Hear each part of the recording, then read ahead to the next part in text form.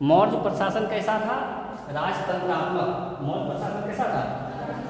और राजतंत्रात्मक में क्या होता है? राजा सर्वोपरि होता है। राजा सर्वोपरि होता है। राजा को मदद करने के लिए बहुत सारे अधिकारी हुआ करते थे, शीर्षस्थ अधिकारी हुआ करते थे। उनको क्या कहा जाता था? तीर्थ या महापाप। तीर्थ या मौर्य प्रशासन में जो शीर्षस्थ अधिकारी थे वो उनको क्या कहा जाता था? तीर्थ या महापाप। जिनकी संख्या कितनी थी? जिनकी संख्या कितनी थी? 18। ये कहाँ लिखा हुआ है? अर्थशास्त्र में लिखा हुआ है। अर्थशास्त्र किसने लिखा है? कौटिल्य ने। अर्थशास्त्र किसने लिखा है? कौटिल्य ने। और इसमें किसके बारे में बताया गया है? मौर्य के राजनीतिक व्यवस्था के बारे में। वो अर्थशास्त्र किताब का नाम है, लेकिन वो उसमें इकोनॉमिक्स नहीं है। उसमें इकोनॉमिक्स नहीं है, वो पॉलिटी है। क्या है? अर्थशास्त्र क्या है? पॉलिटी है। वो मौर्य प्रशासन के बारे में लिखा हुआ है उसमें। क्या किसके बारे में लिखा हुआ है?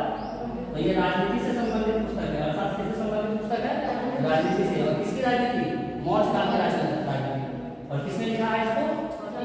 चाणक्य ने लिखा है। चाणक्य किसका नाम? कौटिल्य। कौटिल्य का एक और नाम विष्णुगुप्त।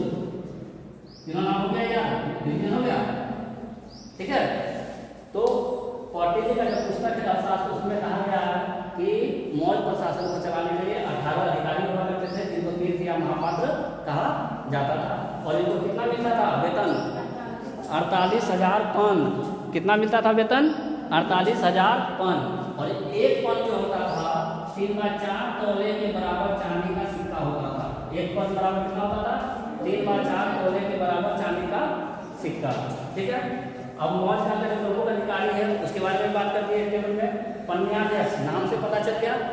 फिनांस मिनिस्टर, वाणिज्य व्यापार का अध्यक्ष, सीताध्यक्ष। सीताजी मतलब सीताजी कैसे जन्म ली थी?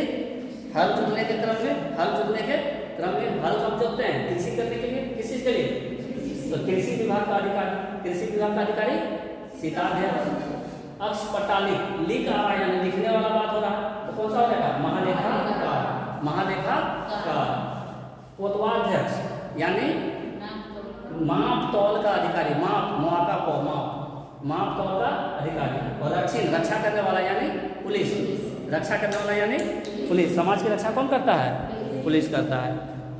फिर हमने कहा कि जब चंद्रगुप्त थे तो उस समय जो मौर्य साम्राज्य था वो कितने प्रांतों में बटा हुआ था? 4 प्रांत में। चंद्रगुप्त मौर्य के समय में कितने प्रांत थे? 4। लेकिन जब कलिंग को जीत लिया किसने? अशोक ने। तो टोटल कितने प्रांत हो गए? 5। और पांचों प्रांत के लिए 5 राजधानी थी। पांचों प्रांत के लिए 5 राजधानी थी। पहला उत्तरापथ, तक्षशिला,